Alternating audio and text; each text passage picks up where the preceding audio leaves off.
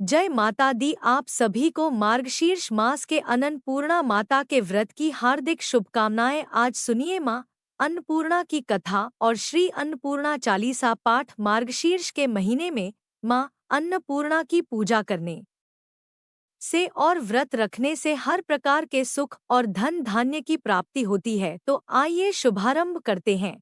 मां अन्नपूर्णा की पहली पौराणिक कथा से। पौराणिक कथा के अनुसार एक समय की बात है, काशी निवासी धनंजय की पत्नी का नाम सुलक्षणा था। उसे अन्य सब सुख प्राप्त थे, केवल निर्धनता ही उसके दुख का कारण था। यह दुख उसे हर समय सताता रहता था। एक दिन सुलक्षणा अपने पति से बोली, स्वामी आप कुछ उद्यम करो तो काम चले, इस प्रकार कब तक काम चलेगा। सुलक्षणा की बात धनंजय के मन में बैठ गई और वह उसी दिन विश्वनाथ शंकर जी को प्रसन्न करने के लिए बैठ गया और कहने लगा, हे देवाधिदेव विश्वेश्वर, मुझे पूजा पाठ कुछ नहीं आता, केवल तुम्हारे भरोसे बैठा हूँ।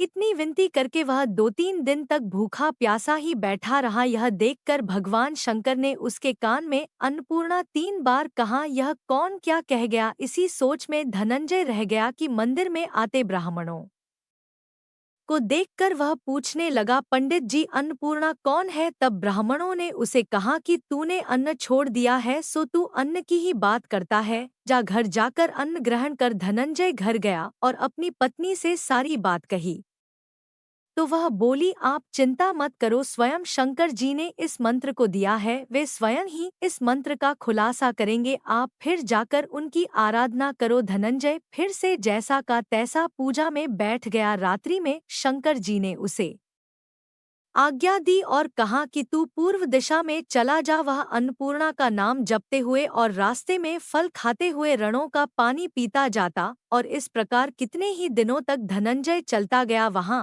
उसे चांदी से चमकती वन की शोभा देखने में आई और उसे सुंदर सरोवर भी दिखा। उसके किनारे कितनी ही अप्सराएं आई झुंड बनाए बैठी थी। एक कथा कहती थी और सब मां अन्नपूर्णा इस प्रकार बार बार नाम जपती थी। यह अघन मास की उजाली रात्रि थी और आज से ही व्रत का आरंभ था। जिस शब्द की खोज में धनंजय निकला था वह उसे वहां सुनने को मिला। धनंजय ने उन देवियों के पास जाकर पूछा कि हे देवियों, आप यह क्या करती हो। तब उन सब ने कहा कि हम सब मां अन्नपूर्णा का व्रत करती है। पूजा क्या होता है, यह किसी ने किया है, इसे कब किया जाता है, कैसे किया जाता है और इसकी विधि क्या है, मुझसे भी कहो। वे कहने लगी, इस व्रत को हर कोई कर सकता है। 21 दिन के लिए 21 गांठ का सूत लेना चाहिए। 21 दिन अगर ना बने तो एक दिन उपवास करें। यह भी ना बने तो केवल कथा सुनकर प्रसाद ले, निराहार रहकर कथा को सुने। कथा सुनाने वाला अगर कोई भी ना मिले तो पीपल के पत्तों को रखकर सुपारी या घृत कुमारी को डोट सामने रखकर दीपक को साक्षी करके सूर्य, गाय, तुलसी या महादेव हो बिना कथा सुने मुख में दाना ना डाले। यदि भूल से कुछ पढ़ भी जाए तो एक दिन फिर से उपवास करें। व्रत के दिन बिल्कुल भी क्रोध ना करें और झूठ ना बोले। धनंजय बोला, इस व्रत के करने से क्या होगा। वे कहने लगी, इसके करने से अंधों को नेत्र मिले, लोलों को हाथ मिले, निर्धन के घर धन आए, बांझ को संतान मिले, मूर्ख को वित्तीय आय मिले। जो जिस कामना से व्रत करे मां उसकी इच्छा पूरी करती है। वह कहने लगा, बहनों मेरे भी धन नहीं है विद्या नहीं है कुछ भी तो नहीं है, मैं तो दुखिया ब्राह्मण हूँ, मुझे इस व्रत का सूत दोगी। तब उन्होंने कहा, हाँ भाई, तेरा कल्याण हो, मैं तुझे सूत देती हूँ। इस व्रत का मंगल सूत्र लो। धनंजय ने व्रत किया। व्रत पूरा हुआ तभी सरोवर में से 21 खंड की स्वर्ण सीरी हीरा मोती जड़ी हुई प्रकट हुई। धनंजय जय अन्नपूर्णा माँ कहता जाता। इस प्रकार वह कितनी ही सीढ़ियां उतर गया तो देखा कि करोड़ों सूर्य से प्रकाश मां अन्नपूर्णा का मंदिर है। उसके सामने स्वर्ण सिंहासन पर माता अन्नपूर्णा विराजमान है और उनके सामने भिक्षा हेतु भगवान शंकर खड़े हैं।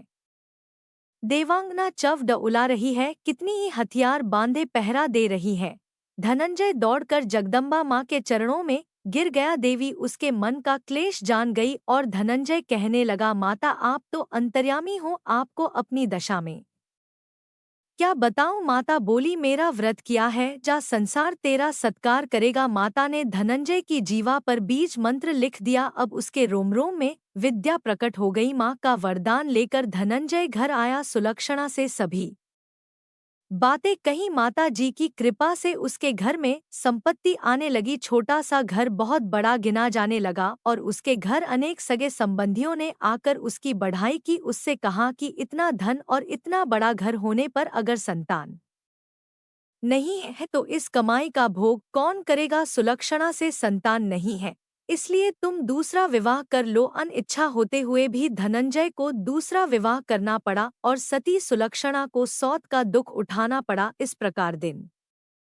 बीतते गए। फिर नए बंधन से बंधे पति से सुलक्षणा ने कहलाया कि हम व्रत के प्रभाव से सुखी हुए हैं, इस कारण यह व्रत छोड़ना नहीं चाहिए। यह माता जी का प्रताप है जो हम इतने संपन्न और सुखी हुए हैं। सुलक्षणा की बात को सुनकर धनंजय उसके यहाँ आया और वह व्रत में बैठ गया। नई बहू को इस व्रत की खबर नहीं थी। वह धनंजय की के आने की राह देख रही थी। जब नई बहू को इस बात की खबर पड़ी तो उसके मन में ईर्ष्या की ज्वाला दहक पड़ी और वह सुलोचना के घर आ पहुंची। उसने वहां भगदड़ मचा दी और धनंजय को अपने साथ ले गई। नए घर में धनंजय को थोड़ी देर के लिए जब निद्रा आ गई तो नई बहू ने उसके व्रत का सूत तोड़कर आग में फेंक दिया। अब तो माताजी का कोप जाग गया और घर में अकस्मात ही आग लग गई। सब कुछ जलकर खाक हो गया। सुलक्षणा जान गई और पति को फिर अपने घर ले आई। इस बात पर नई बहू रूठकर अपने पिता के घर चली गई। पति को परमेश्वर मानने वाली सुलक्षणा बोली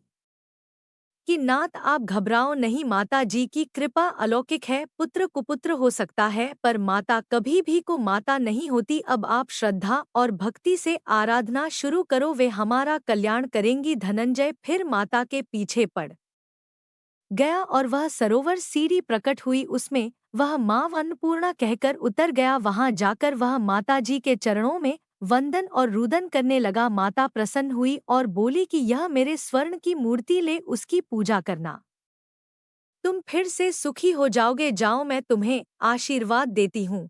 तेरी स्त्री सुलक्षणा ने श्रद्धा से मेरा व्रत किया है, उसे मैंने पुत्र दिया है। धनंजय ने जब आंखें खोली तो खुद को काशी विश्वनाथ के मंदिर में खड़ा हुआ पाया। वहां से वह उसी प्रकार अपने घर को चला गया। इधर सुलक्षणा गर्भवती हुई और उसे एक पुत्र की प्राप्ति हुई। गांव में आश्चर्य की लहर दौड़ गई। मान्यता आने लगी कि इस प्रकार उसी गांव के नी संतान सेठ के पुत्र होने पर उसने माता अन्नपूर्णा का मंदिर बनवा दिया। उसमें माता जी धूमधाम से पधारी और धनंजय को मंदिर के आचार्य का पद दे दिया। जीविका के लिए मंदिर की दक्षिणा और रहने के लिए बड़ा ही सुंदर सा भवन दे दिया। धनंजय अपनी स्त्री और पुत्र के सहित वहां रहने लगा। माता जी के चढ़ावे में उसकी भरपूर आमदनी होने लगी। उधर नई बहू के पिता के घर डाका पड़ गया और उनका सब कुछ लूट गया। वे भीख मांगकर पेड़ भरने लगे। जब सुलक्षणा को इस बात का पता लगा तो उसने उन्हें बुलावा भेजा। फिर सुलक्षणा ने उनको एक अलग घर में रख लिया और उनके अन्न और वस्त्र का प्रबंध भी कर दिया। धनंजय, सुलक्षणा और उसका पुत्र माता जी की कृपा से आनंद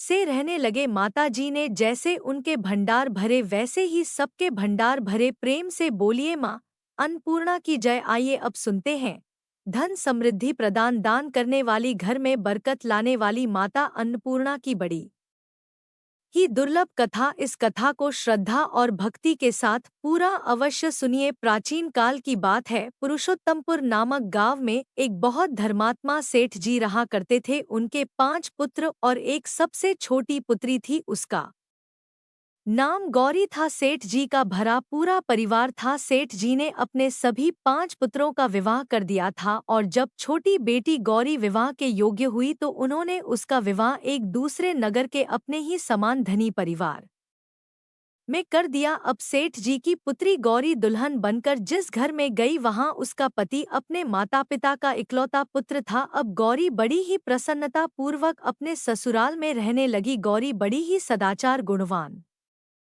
तथा रूपवती थी। एक दिन की बात है, जब 1.25 महीना हो गया तब सास ने गौरी को रसोई संभालने के लिए दे दिया। रसोई की सारी बातें समझा दी। गौरी अपनी सासू माँ के पाँव छूकर रसोई में प्रवेश करती है। तब सास ने कहा, बहू, रोज सुबह जल्दी उठकर पूजा पाठ करके रसोई में प्रवेश करना, फिर खाना बनाना। रोटी बनाते समय मैं पहली रोटी गाय को और अंतिम रोटी कुत्ते की बनाना मत भूलना। इस प्रकार सास ने गौरी को सब कुछ समझा दिया। गौरी 4 लोगों के लिए खाना बनाती है और खाना बनाकर अपने पूरे परिवार को खिलाती है। जब अंत में खुद खाने के लिए बैठती है तब वह देखती है कि उसके लिए तो रोटी बची ही नहीं।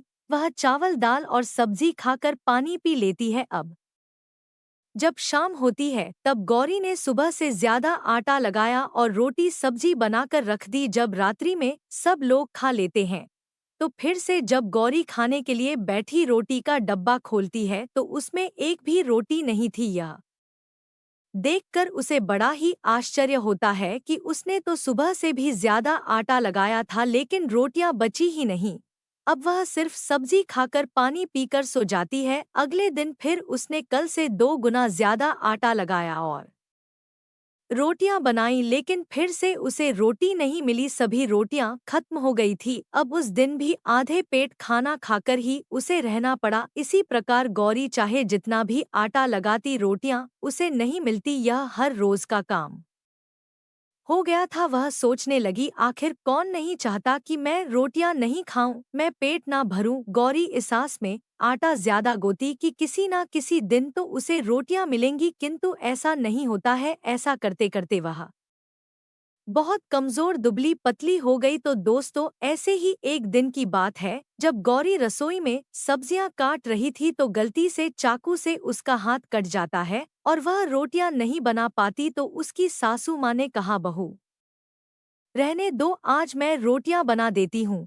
तो गौरी ने कहा, नहीं सासू माँ, आप आटा लगा दीजिए, मैं रोटियां बना दूंगी। तो दोस्तों, उस दिन सासू माँ ने आटा लगाया और फिर बहू को दिया। बहू रोटियां बनाकर रख देती है। घर के सभी सदस्य रात के समय जब खाना खाने लगते हैं, सब लोग जब खाना खा लेते हैं तब बारी आती है गौरी की। तो वह बहुत दुखी मन से खाना खाने बैठती है। वह सोचती है, आज तो सासू माँ ने आटा गूंथा है, वह भी बहुत कम, आज तो मेरे लिए रोटियां बची ही नहीं होंगी। यह सोचकर बहू मन ही मन बहुत दुखी होती है। किंतु जब वह रोटी के डिब्बे को खोलती है तो उसने देखा कि उसमें 4-5 रोटियां पड़ी है। यह देखकर बहू बहुत खुश होती है। अब क्या था, ऐसे ही 7 दिनों तक बहू की सासू माँ आटा गूंथने लगी और बहू रोटियां बनाती थी। बहू को रोज रोटियां मिलने लगी। इन 7 दिन बहू ने भर पेट खाना खाया। जब 8वां दिन आया तो बहू का हाथ भी ठीक हो गया था। तब सासू माँ ने कहा कि गौरी बेटा, क्या मैं आज आटा गूंथ दूं या फिर तुम आटा गूंथ लोगी? तब गौरी ने कहा, नहीं माँ, मेरा हाथ अब ठीक हो गया है, मैं आटा गूंथ दूंगी। उस दिन गौरी ने आटा गूंथा और रोटियां बनाई, सबको प्रेम पूर्वक खाना खिलाया। जब उसके खाने की बारी आई तब उसने देखा कि रोटी के डिब्बे में तो रोटी है ही नहीं, पूरी रोटी खत्म हो गई। यह देखकर वह गौरी बहुत ही आश्चर्य में पड़ जाती है। वह सोचती है, जब तक सासू माँ ने आटा लगाया तब तक तो मुझे रोटियां मिलती थी, लेकिन जब से मैं आटा गूंदने लगी तो मुझे रोटियां ही नहीं मिलती, जबकि सासू माँ मुझसे बहुत ही कम आटा गूंथ थी। इसके बाद भी पूरा परिवार उसमें खा लिया करता था। ऐसी क्या बात है? यह सारी बातें सोचकर गौरी बहुत ही परेशान हो जाती है और दिन भर दुखी रहती थी। एक दिन की बात है, गौरी के पति ने गौरी से पूछा कि गौरी, तुम इतना उदास क्यों रहती हो? इतना सारा धन संपत्ति सब तुम्हारा ही तो है, तुम्हें रोकने टोकने वाला कोई नहीं है, तुम अपने मन से अपनी पसंद का भोजन बनाकर खाती हो, तुम दिन प्रतिदिन इतनी कमजोर कैसे होती जा रही हो? गौरी ने लाज और संकोच से अपने पति को कुछ नहीं बताया। तब उसके पति ने सोचा कि शायद उसकी पत्नी को उसके माता पिता की याद आ रही है, इसलिए अगले दिन गौरी का पति अपने माता पिता से कहता है कि पिताजी, मुझे लगता है कि गौरी को उसके माता पिता की याद आ रही है, मैं उसे उसके मायके ले जाकर सबसे मिलवा लाता हूँ। अपने बेटे की बात सुनकर गौरी के साथ ससुर तैयार हो जाते हैं और उसे जाने की अनुमति दे देते हैं और कहते हैं, बेटा, यदि बहू को अपनी माता पिता से मिलकर प्रसन्नता होती है तो अवश्य ही तुम उसे उसके मायके ले जाओ। अब गौरी का पति अपनी पत्नी को लेकर उसके मायके जाता है। दामाद और बेटी को देखकर उनका बहुत ही भाव भगत होता है। तरह तरह के व्यंजन बनाए जाते हैं, उन्हें खिलाए जाते हैं, बहुत सेवा सत्कार होता है। उसी दिन रात्रि में समय मिलने पर गौरी की माँ ने अपनी बेटी को कोने में ले जाकर पूछा, बेटी, तुम इतनी दुबली पतली कैसे हो गई? तुम तो बहुत ही कमजोर दिख रही हो। क्या बात है तुम्हें? कौन सी बात खाई जाती है? क्या तुम्हारे ससुराल वाले तुम्हारी चिंता नहीं करते, तुम्हें दुख देते हैं? या ऐसी कौन सी बात है जिससे तुम्हारी यह दशा हो गई है? अपनी माँ की बात सुनकर गौरी अपनी सारी परेशानी, सारी चिंताएं, सब कुछ बताती है। अपनी बेटी की बात सुनकर गौरी की माँ ने कहा, बेटी, हमें लगता है माता अन्नपूर्णा तुमसे नाराज हो गई है। इस विषय में तो मैं कुछ नहीं कर सकती, क्योंकि तुम्हारे ससुराल में हमारा बोलने का कोई अधिकार नहीं है।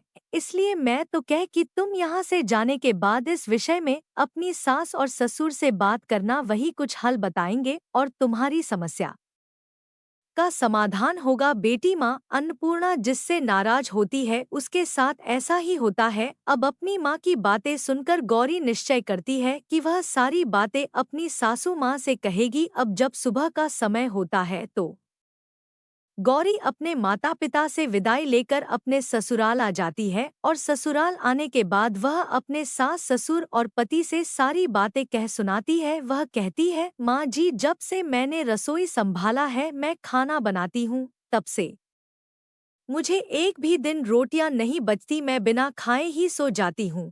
किसी किसी दिन पानी पीकर ही सो जाती हूँ। किसी किसी दिन चावल सब्जी खाती हूँ। रोटी तो मुझे मिलती ही नहीं है। और माँ जी, आपको याद है मेरा हाथ कटा था, तब आप उस समय आटा गूंथा करती थी और वह भी बहुत कम, फिर भी मेरे लिए रोटियां बचा करती थी और मैं भर पेट खाना खाती थी। लेकिन अब जब मेरे हाथ का घाव ठीक हो गया, तब से मैं फिर से आटा गूंथने लगी और रोटियां बनाने लगी। अब मेरे लिए फिर से रोटियां नहीं बचती, मैं आधे पेट ही खाना खाती हूँ। अपनी बहू की बातें सुनकर सास को सब कुछ समझ में आ गया। उसने कहा, बहू, यह शायद मेरी ही गलती है। मैंने तुम्हें सब कुछ बताया, सब कुछ सिखाया, लेकिन एक बात तो बताना भूल ही गई। ऐसा कहकर सास अपनी बहू का हाथ पकड़कर गौरी को रसोई में ले जाती है। एक परात में आटा निकालकर उस आटे को अच्छे से गूंथने के बाद उस गूथे हुए आटे पर अपनी उंगलियों की 5 छाप लगा देती है और कहती है कि बहू, यह माँ अन्नपूर्णा का छाप होता है, उनका चिन्ह माना जाता है। आटा लगाने के बाद कोई भी स्त्री इस तरह छाप लगाती है तो उसके घर में बरकत होती है। इसका अर्थ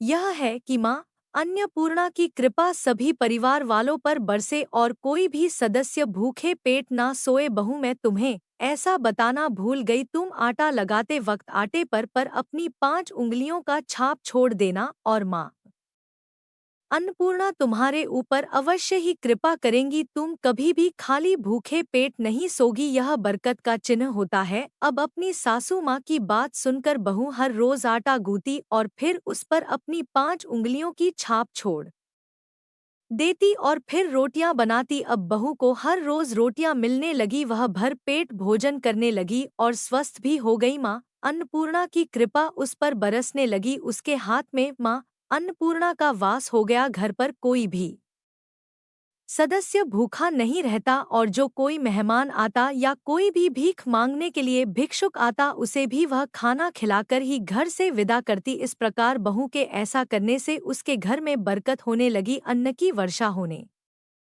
लगी। तो प्रिय भक्तजनों, आटे को गूंथ कर उस पर 5 उंगलियों का छाप लगाना हमारी पुरानी परंपरा है। यह माता लक्ष्मी जी और माता अन्नपूर्णा का चिन्ह माना जाता है। ऐसा करने से माता अन्नपूर्णा सदा प्रसन्न रहती है और घर वालों पर अपनी कृपा दृष्टि बनाए रखती है। हमारे पूर्वजों से लेकर अब तक यह परंपरा चली आ रही है। सभी माताएं बहनें अपनी 5 उंगलियों की छाप आटे पर अवश्य ही लगाती है और मां अन्नपूर्णा से प्रार्थना करती है कि सबका पेट भरना, सबका कल्याण करना और घर में अनंत धन की वर्षा करना। तो प्रेम से बोलिए अन्नपूर्णा माता की जय। ओम नमः शिवाय। जय माता दी, जय भोलेनाथ। अब सुनिए माँ अन्नपूर्णा चालीसा पाठ। श्री अन्न पूर्णा चालीसा। विश्वेश्वर पद पदम की रज निज शीर्ष लगाए। अन्नपूर्ण तव सु यश वर्णो कवि मत लाए। नित्य आनंद करणी मातावर अरु अभय भाव प्रख्या। जय सौंदर्य सिंधु जग जननी अखिल पाप हर भव भय हरनी। श्वेत बदन पर श्वेत बसन पुनि संतन तुव पद सेवत। ऋषि मुनि काशी पुराधे शबरी माता माहेश्वरी। सकल जग त्राता वृष भारूढ़ नाम रुद्राणी। विश्व विहारिणी जय कल्याणी। पति देवता सुति शिरोमणि। पदवी प्राप्त कीन गिरि नंदिनी। पति विचो दुख सही नहीं पावा। योग अग्नि तब बदन जरावा। देह तजत शिव चरण सनेह राखे। हुजात हिम गिरि गेहु प्रकट। गिरिजा नाम धराय अति आनंद भवन मह छायो। नारद ने तब तो ही भरमा। य ब्याह करण हित पाठ पढ़ा। य ब्रह्मा वरुण कुबेर गना देवराज आदिक कही गाए। सब देवन को सुजस बखानी। मति पलटन की मन मह ठानी। अचल रही तुम प्रण पर धनिया कियनी। सिद्ध हिमाचल कन्या निज को। तब नारद घबराए। तब प्रण पूरण मंत्र पढ़ाए। करन हेतु तब तो ही उपदेश संत वचन। तुम सत्य परखे गगन कीरा। सुनी टरीना टार ब्रह्माम। तब तुव पास पधारी कहे। उपुत्री वर मांगू अनुपा। देहु आज तुव मति अनुरूपा। तुम तब कीन अलौकिक भारी कष्ट उठा। या अति सुख मरी। अब संदेह छाड़ कछु मोसो है सौगंध नहीं चलतो। सो करत वेद विद ब्रह्मा जान। ह वचन मोर या साचा मान। ह तजी संकोच कहूँ निज इच्छा। देहो में मन मानी भिक्षा। सुनी ब्रह्मा की मधुर बानी। मुख स कछु मुँह सुकाए। भवानी बोली तुम का कह विधाता। तुम तो जग की सृष्टा धाता। मम कामना गुप्त नहीं तो सो कहवा। वा चाहो कामो सो। दक्ष यज्ञ महामर्ति 12 शंभु नाथ पुनि होही हमारा। सो अब मिलही मोही मन भाए। कही तथास्तु विधि धाम सिधाए। तब गिरिजा शंकर तव भय फल कामना संशय गयो। चंद्र कोटि रकोटि प्रकाशा। तब आनंद मह करत निवासा। माला पुस्तक अंकुश सोहे। कर्म अपर पाश मन मोहे। अनंत पुण्य सदा पूर्ण अजन वग अनंत पूर्ण। कृपा सागरी क्षेम करी माता। भव विभूति आनंद भरी माता। कमल विलोचन विल सितंबर भाले। देवी काली केई कराले। तुम कैलास माही है। गिरिजा लसी आनंद सात। सिंधु जा स्वर्ग महालक्ष्मी कहलाई। मृत्य लोक लक्ष्मी पद पाई लसी। सब मह सर्व स्वरूपा। सेवत तो ही अमरपुर भूपा। जो पड़ी हय तव चालीसा फल पाई।